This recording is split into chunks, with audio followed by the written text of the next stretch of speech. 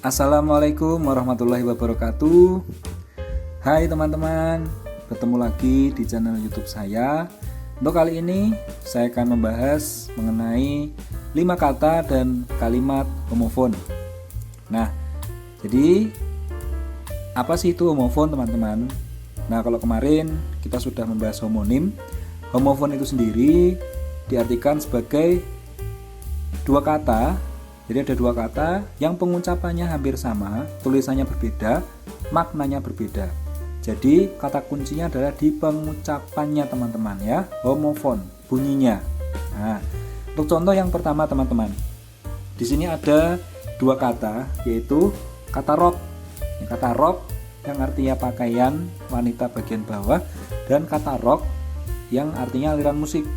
Nah, itu kan kalau kita ucapkan sama ya, rock. Tetapi jika itu dimasukkan ke dalam konteks kalimat, maka akan berbeda. Contoh kalimat yang pertama ada Lisa memakai rok yang dibelikan ibunya. Budi sangat menyukai aliran musik rock. Jadi kata rock di situ berbeda makna, tetapi bunyinya sama. Contoh yang kedua. Contoh yang kedua itu ada kata masa. Ya. Masa di situ kalau kita ucapkan sama ya, teman-teman, tetapi kalau kita lihat tulisannya di situ beda. Masa yang pertama itu S-nya double, ya, ada dua, itu memiliki arti ukuran berat. Masa yang selanjutnya memiliki arti waktu. Nah, itu ada contoh kalimatnya.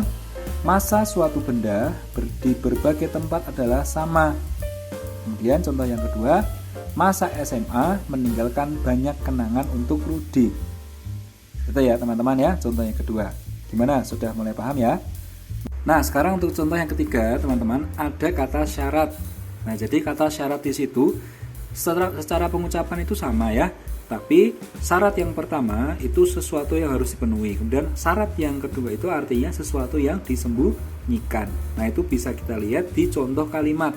Yang pertama, untuk bisa masuk ke sekolah impiannya, ada beberapa syarat yang harus dilengkapi.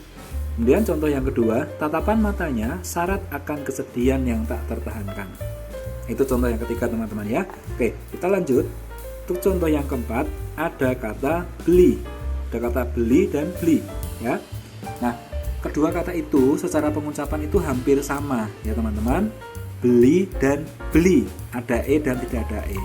Nah, beli yang pertama itu artinya adalah menukar uang dengan barang. Kalau dia untuk yang beli yang kedua artinya sebutan abang untuk bahasa Bali. Itu ada contoh kalimatnya. Apa yang kamu beli di pasar tadi? Kemudian contoh yang kedua, beli made memiliki hati yang sangat baik. Nah, agar lebih paham ada contoh yang kelima, teman-teman, yaitu ada kata selip. Ya, ada kata selip dan selip. Nah, hampir sama ya pengucapannya ya, tapi beda maknanya. Untuk selip yang pertama itu artinya keadaan suatu barang yang hilang, dan selip yang kedua artinya kertas tagihan.